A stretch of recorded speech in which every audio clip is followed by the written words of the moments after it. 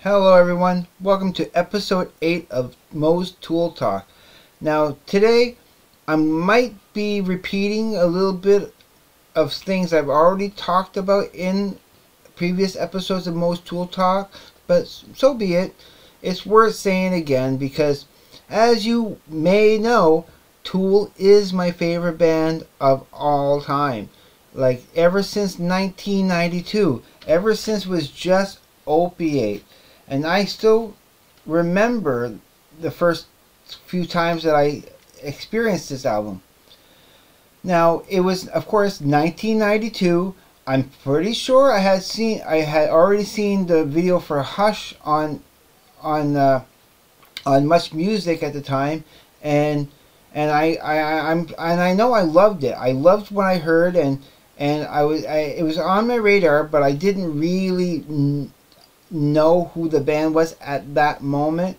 It's not really until I went over to my best friend's place and he had a skate video, and on one of the skate sessions this guy was playing Part of Me from this album, and I remember when I was hearing that, I was like, "Oh, I love the drive. I love the sound of the guitars. I love the lyrics." And I had to learn more about the band. I knew I liked the band, I'm pretty sure it became my favorite band right then and there. But it's not until I went and bought the album and listened to the whole thing, and it's only a half-hour EP, and I remember buying it on cassette. I had it on cassette, and the same 6 songs were on both sides of the album. You didn't have to rewind the album to listen to it again. You just turned it around and played it again, and same songs. And I remember not knowing about that secret song, the Gaping Lotus Experience, after. So technically, there's 7 songs. If you can consider it a song, it is like a secret track.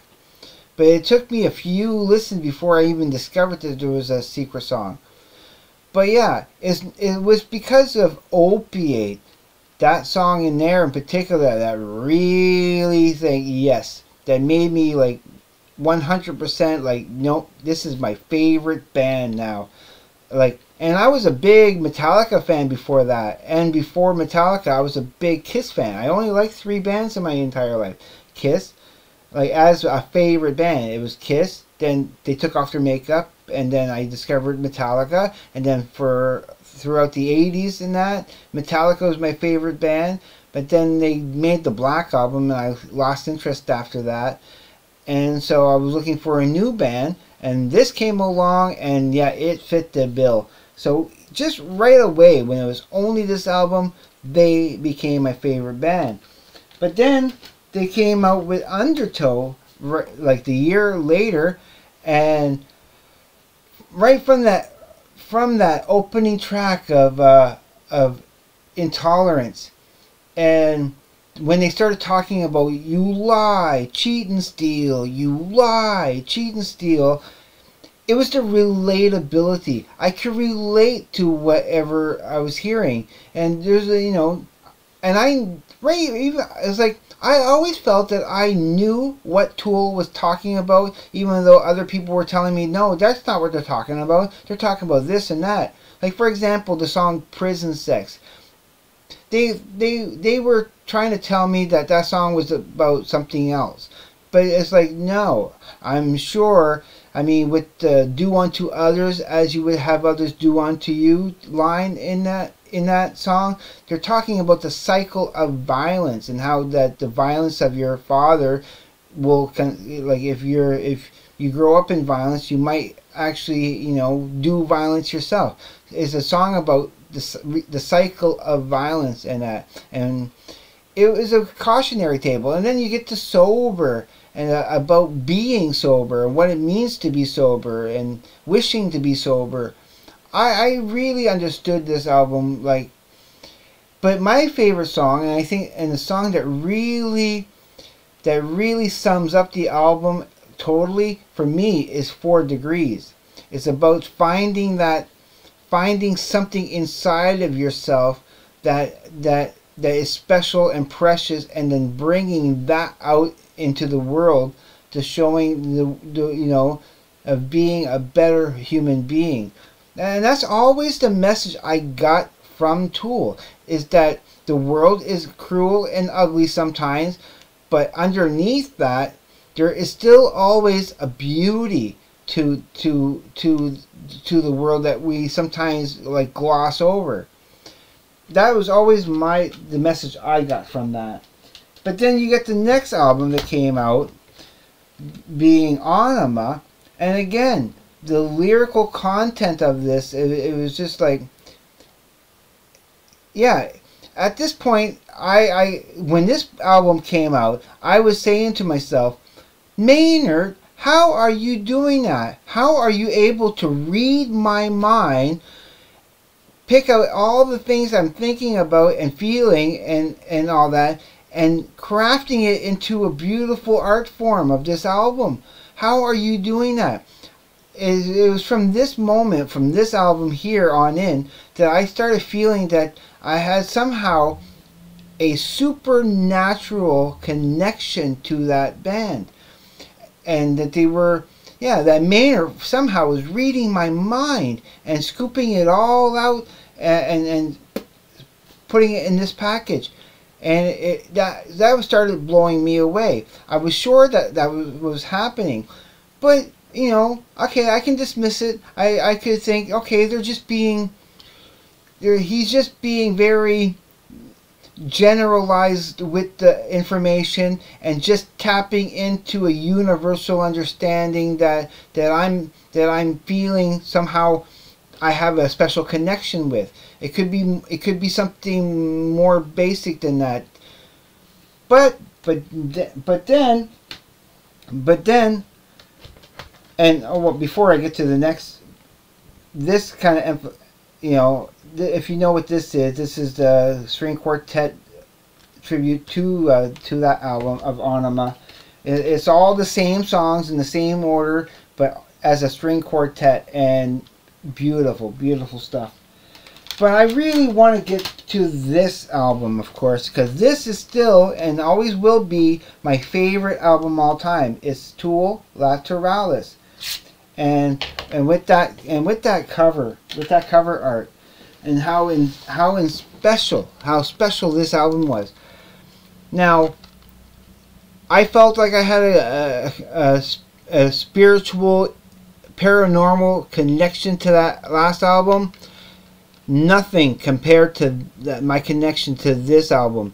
I became convinced, 100% convinced, that somehow, telepathically or whatnot, I had a connection to this band that goes beyond what was possible. Like, okay, I have to tell this story again. I told it a couple of times, but it always bears repeating when it comes to this album, because I was in Montreal. I was with a friend. His name was John. Okay, we were walking down St. Catherine Street. We were heading west. We had just passed the Barrie Metro station, the main station for the subway system. And we were like, we were heading towards Atwater somewhere. And I swear, we were like at least 4 to 5 blocks away. Way off in the distance, there was a poster with this image on it with a black background. It was just the image of the guy. There was none of this black background here. Not even this part of it was on the image, but it was just the image of the guy. And somehow, immediately, I swear, immediately, it was sending a signal to me that was the new Tool album. Somehow, after even 5 years of no new Tool album, I knew. I don't know how I knew. I don't know how I was able to tell from so far away, because I remember I was talking about something and then I just stopped talking and I was just focused on that picture. blocks and blocks away. It was just a tiny dot, just a tiny dot on the horizon. But yet I knew. And as we were like right almost like when he said, what are you looking at? What's going on? I said, I think that is the new Tool album. See that poster way there on that pole? He couldn't see it. He had no idea what I was talking about. I go, I guarantee that has to be the new Tool album. I feel it. It's just something about that that's just telling me that it's the new Tool album. And as we're getting closer and closer, I could feel my heart swelling. I could feel like chills up my spine as the recognition started getting stronger and stronger that yes, indeed, that was the new Tool album that was about to be released in about a week or so. And it was like, yeah, as soon as we got to the poster, I'm like, yes, finally the new Tool album is coming out. I was overjoyed. And like even when I saw that image of this and everything, it just like was so perfect. So I ended up buying it. I didn't pre-sample the album, which in Montreal they had in certain record stores you could go and sit at a listening booth and sample the album. I didn't even want to do that. I wanted to hear it fresh when I bought it. Bought the album, brought it home, saw the cover art, saw how it opened up with the mylar and everything, and it blew me away. And then when I realized that it was my favorite artist of all time, Alex Gray, that did the artwork for that, it blew my mind. I'm like, what the?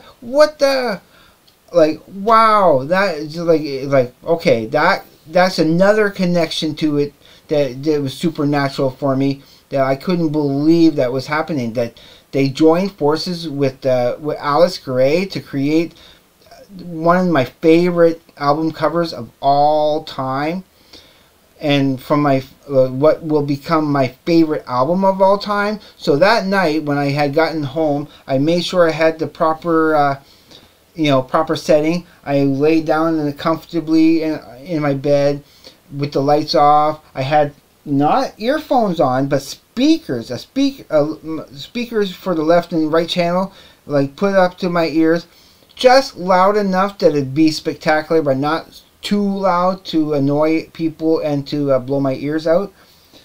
And then I was transported into a journey of self-discovery and such beauty, hearing sounds that I had never heard before, like from some of the songs from like Schism or Parabole and Parabola, or even at the end of the title track itself, Lateralis. I had chills up my spine. Like, it was giving me shivers all over, like throughout the whole album. And I will never forget. And it's like, again, Maynard, how are you doing that? How are you communicating with me in such a deep and personable like, it was like, to me, it was the closest thing I ever gotten to a miracle in my life, that this album was transporting me and making me joyful and happy and wanting to be a better human being. Especially with this album, it really made me want to be a better human being and be better with people and be nicer to people and letting go of hate. And the songs, how it starts off with the grudge, how it's all about letting go of the grudge and forgiving, being forgiving, and not poisoning yourself with such hatred and loathing and such. And then the next song about communication, and then the next song about being at one with your body, and so on and so forth, and how like being patient, learning to be a patient person, and yeah, it was just such an exploration, and it so fit it so fitted, like all the songs like was so like 100% relatable to me. I could relate personally to each and every song. I could think of situations in my life where this was true and that was true. Like especially getting to the heaviest song on the album, which is Ticks and Leeches, which is right pretty much dead center in the album. And for the heaviest song, it had the softest part in the middle of it. It's heavy, starts off heavy, and goes really kind of quiet and gentle. And in the mix of that, you hear that saw blade whirring, like from how the album started. Like it blew my mind, and became and still is my favorite album of all time, and I cannot stop raving about it. I still think about this album, like not as much as I used to, but it still like creeps up in my mind, and every once in a while, and I keep reminding myself of just how special this album is, and I need to play it again soon. I played it not too long ago, and again, no matter how many times I play it, it still transports me into a special world. And I also, to kind of highlight this album even more, a few months later, maybe even a year later, if I can't quite remember exactly, they released these videos. First for Schism, and then for Parabol and Parabola, or like they put them together and called it Parabola. And they're DVDs. They're like, you know, just like of the video. And I remember the first time seeing those videos and completely understanding exactly what they were getting at, and not misinterpreting, and really feeling it deeply, and even made the album way more special than it originally was. I mean, it was already at 10 out of 10, and this kind of catapults it to like 11 out of 10. It's just excellent stuff. So yeah. So I had to tell that story because it was just so yeah, deep and meaningful, and like it blew me away. And then of course, you know, I had to wait another 5 more years, but then I went, and then this came out, 10,000 Days. Now, in not too long after this album came out, also, didn't they come to Montreal, and didn't I magically just had the money to go and see them live, and that was like one of the greatest concerts I had ever seen. Even though Maynard was hidden in the back with his back against everybody, kind of in the shadows, and like, but it was the stage presentation with the people coming down on ropes, well, naked, coming down on ropes and doing high wire acts, and when they were doing Schism, the couple of people were coming out and doing their head bob walk thing there, like in the video, but the most magical moment was right at the end of the concert when everything was done. Maynard finally comes to the front of the stage, picks up the microphone, and says to everybody, "I want you to take all the positive feelings you've gathered here tonight, go out into your global community and make a positive difference." It was right on line of things that I was saying to people, the type of message that I was trying to convey to people being in Montreal for those first couple of years. And here Maynard comes on the stage and paraphrases pretty much what I like perfectly paraphrasing exactly what I felt and wanted to say myself. Like, again, goosebumps and chills up my spine, because it was just so deep and meaningful. But then 5 years later, 10,000 Days, and that's when I feel like they plateaued. Because I had expectations. I was hoping it was going to be better because they kept on getting better and better and better. I was hoping that it was going to be better than Lateralis, but it kind of was, and I mean 1%, 1 or 2% below Lateralis. Meaning it was still awesome. It was still better than anything else that came out since Lateralis came out.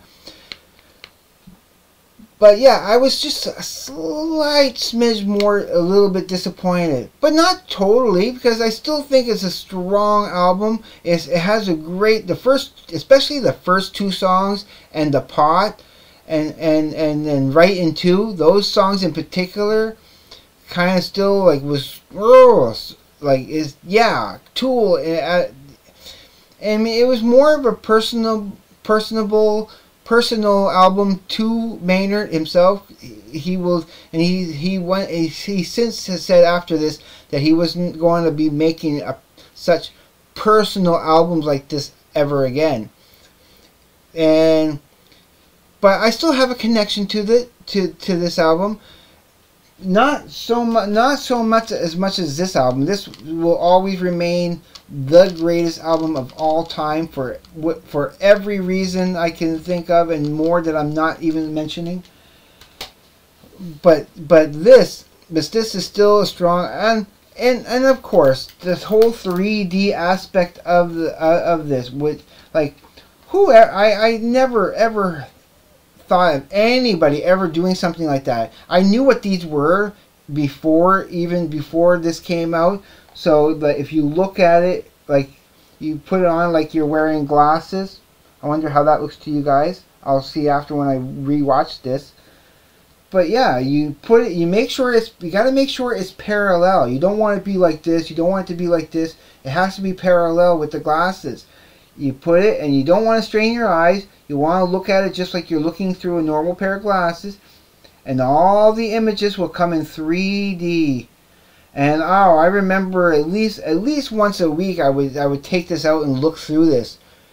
And I haven't looked through these in a long time, but it's still beautiful. It's so amazing and awesome, and yeah, I still love that. And then they came out with this, the video, and there's even a behind the scenes making of the video for the first song, Vicarious. And again they had a little bit of a different setup, but they put in these cards that you can just take out. You put into the slot there, and then again 3D. So it gives you an idea of what the video would have looked like in 3D. Amazing stuff. And then, but in the meantime, between the albums, though, I had discovered this, which I still really love. This is an electro-acoustic tribute to Tool. It's 10 songs, and most of the songs are from the first 3 albums, except for the last 2, for Parabola and Parabole, which is, they put it in reverse order. They call Parabole Parabola and vice versa. But yeah, it has Cold and Ugly on there from Anima, not from Anima, sorry. Cold and Ugly from Opiate. I'm getting all tongue-tied because I'm so into this.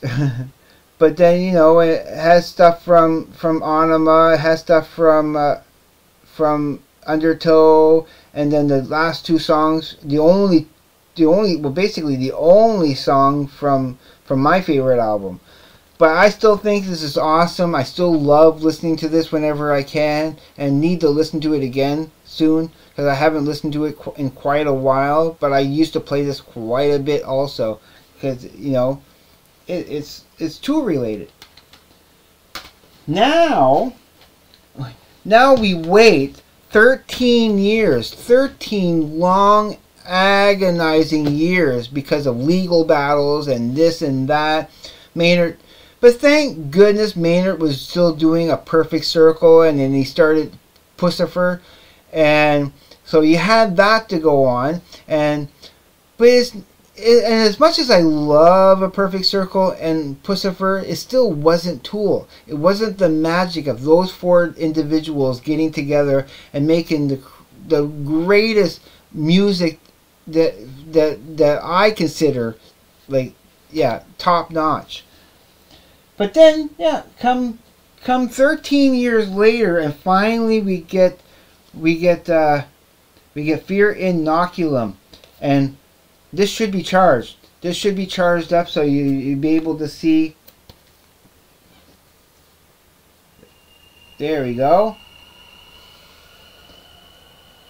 Put it near the microphone so you can hear that.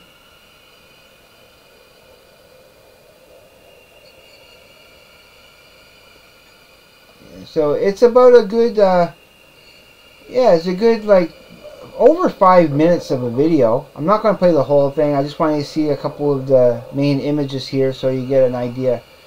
Now, I'm going to put it a little bit closer to the camera so you can see that just a little bit.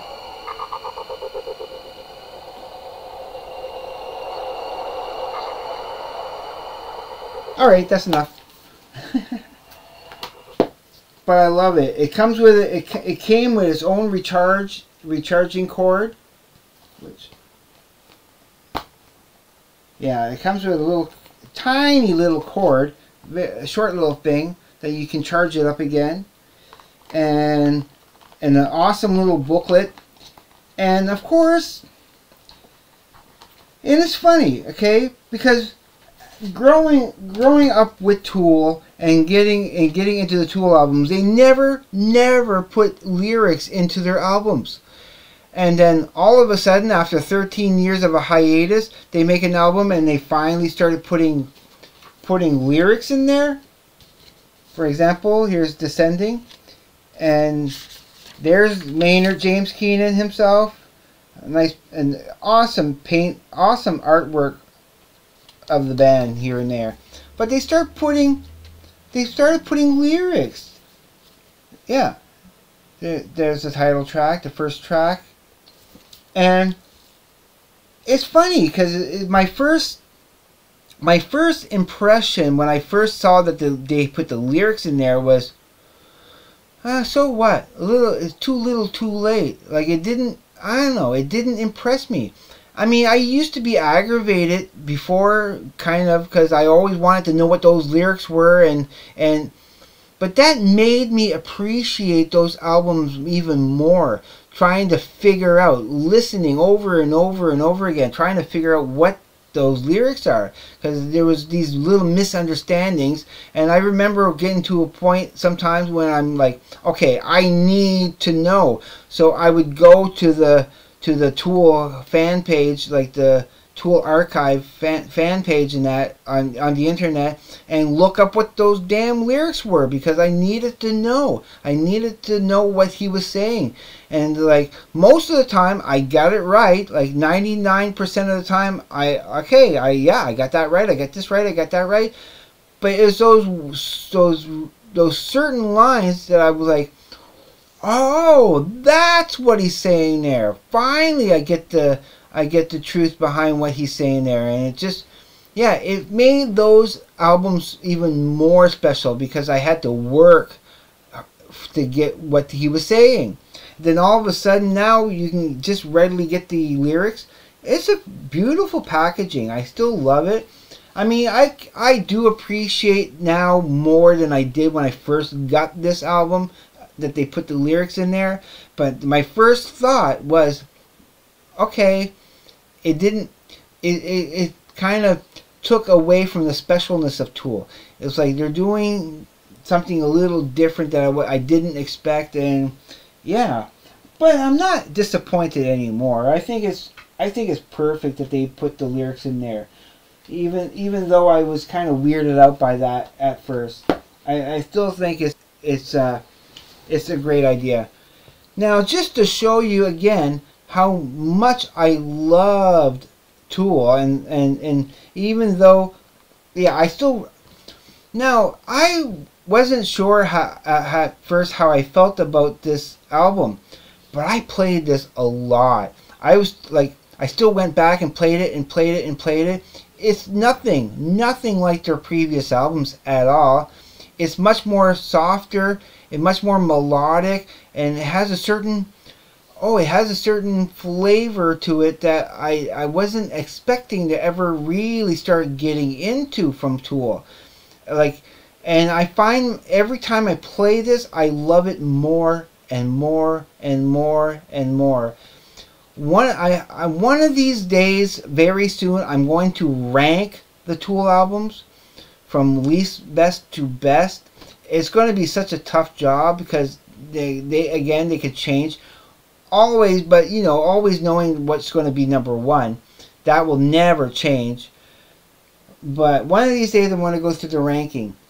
And so yeah, I had, for a little bit there, I was having mixed emotions about this album, because it wasn't quite as strong as some of the heavier stuff that I really loved, but it's equally as good as the rest of their stuff, because it has a certain, it's a different side of Tool that I didn't know I needed, that I didn't know that I really appreciate way more than I did when I first heard this. So much so that when I knew they were coming out with a different boxing for this, when they were coming, and I had to go and buy it twice. The same CD, but I had to buy it twice. I had to get this version of it, which is more like a book version of it, and again, it has pretty much the same content that it has in the other one, okay, but slightly different. There's a couple of extra images that the other one doesn't have. Like, I think that's a different image, or was it? Yeah, it's a little bit different. But what makes this a little bit more like special is that they had to put five awesome 3D cards. If you can see that, so when you're looking at it, it has a 3D quality. And then there's that, which is really cool. Give you an idea of the 3D-ness of it. Yeah. So yeah, I spent over $150 buying both of those, but it's so worth it because I have to get as much things as I can of Tool. Now I do need to mention, okay, that there is something I'm going for my first item that I am actually, because okay, I never buy things online. I have bought things online before. I had bought a T-shirt online once before. I've showed you before. It's one it's a Moe thing. You wouldn't understand. I had bought that off Spring Tees quite a while back, almost a good 3 years ago now.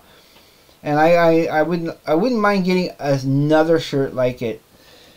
But I'm not a big fan of buying anything online, like off of Amazon or whatnot, and I haven't bought anything else online since. But I'm going to have to. For a few of the things that I need to get online. There's that Captain Beefheart Trout Mask replica I need to get on CD. I'm going to have to order that. But what I really need to get, especially if I can find it on DVD and CD, is the Salival, Tool Salival. That's one of the few things I am missing of Tool that I don't have, and I desperately need it to complete my collection because I'm trying to get as much stuff as possible from Tool, and that is a big, major part of that. Now, how much I love Tool, I do not have a Blu-ray player, but I bought this, which is OP8 2 or OP8 squared, if you will, and yeah, it's only playable on a Blu-ray. It's a Blu-ray. I didn't, and when I bought it, I did not know it was going to be Blu-ray. So I need to get a Blu-ray player eventually. So yeah, it was Blu-ray, and yeah, it was kind of a bit disappointing. I did watch it at least once at my brother's on his Blu-ray player, because he has one. So I was able to at least watch it once. But I'm going to have to get a Blu-ray player at some point soon. And now, talking about the Blu-ray player, I was toying with the idea of getting a new console, a new gaming console, like an Xbox One, for example. Like I could probably find it cheap enough somewhere secondhand, and it would do my purposes. But I'm talking myself. I want to talk myself out of getting a gaming console because I feel that it would make me a little bit too lazy. I would want to be playing more often than not and not getting done. I would probably be making less videos and not drawing as much as I want to. And like tonight, I have to do some drawing tonight. I'm working on a project, and I need to be able to concentrate. And having a gaming system, it would take me away from so much content and so much stuff that I want to enjoy.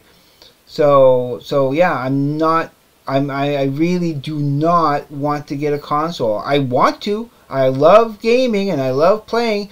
But just for the fact that I know it's not good for me, and something I want to avoid actually, because yeah, I know what it's going to do to me, and so I'm just going to go and like go to Walmart and find a decent priced Blu-ray player so I can play what few Blu-rays that I have. Because, you know, it's Tool. I need to be able to play that from every now and then. And so I can't leave this talk without showing this. Now, up in Montreal, I had this other documentary, okay, documentary about Tool that I swear I watched it maybe 3 times in total, and I was so embarrassed. Because if I would have showed that particular documentary, not this one, but that other documentary I had before, it was sort of making fun of Tool in a stupid. It was just not a good representation of the band, and it was like so badly done and so ugly and just. It really was embarrassing. I didn't want even to show it to other people and say, this is my favorite band. Here, watch this. No, it would have turned people off on the band because it was just so ridiculously done that I ended up like either giving it away or even throwing it away because it was just so dumb and stupid and I didn't want it. But then this came out, and this is everything up until. This represents everything up until 10,000 days, of course. And yeah, this was a much better documentary for Tool called The Ultimate Review. Unofficial. It's not endorsed by the band themselves. But I thought this way better represented the band and Tool and what they stand for. And I really love this documentary, and I've watched this at least a good dozen times already.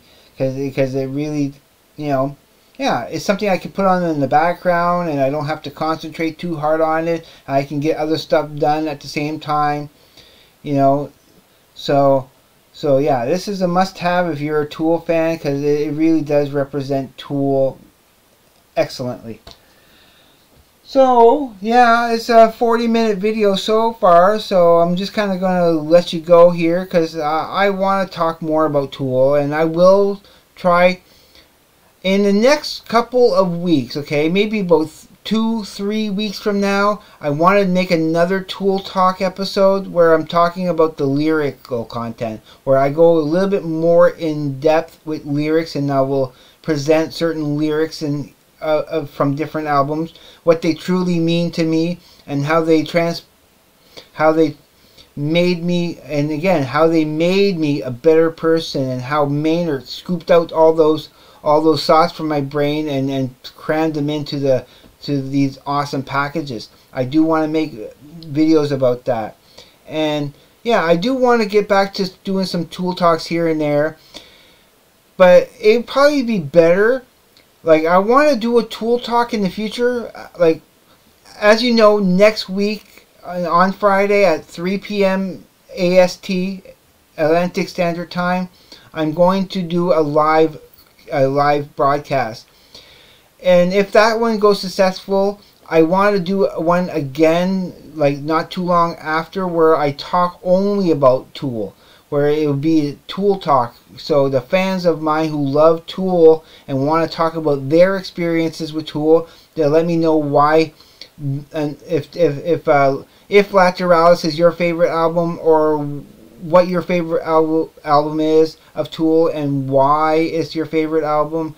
I want to hear all about that. I want to be able to connect. I really want to be able to connect with more other Tool fans and find out what the band means to them, and so on and so forth.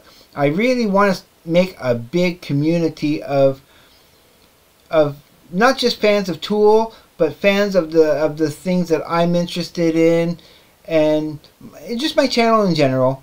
So again, I don't like to ask this too often, but if you're interested, please consider subscribing to my channel. I would greatly appreciate it. And please leave a like. There's nothing stopping you from leaving a like. And for all those who don't leave a like, come on, what's wrong with leaving a like? Why are you? Don't be so passive. Please leave a like. It's so simple, so easy. Just click. You know, if it's on your phone, it's just one little button push. Click, and you leave a like.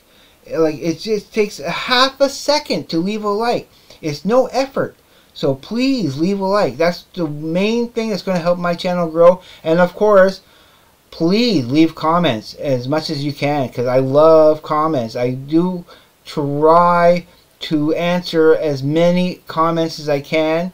I don't always know how to respond to comments here and there, and I'm trying not to give the same responses over and over again. I'm trying to always change them up, but I will always do my best in giving comments.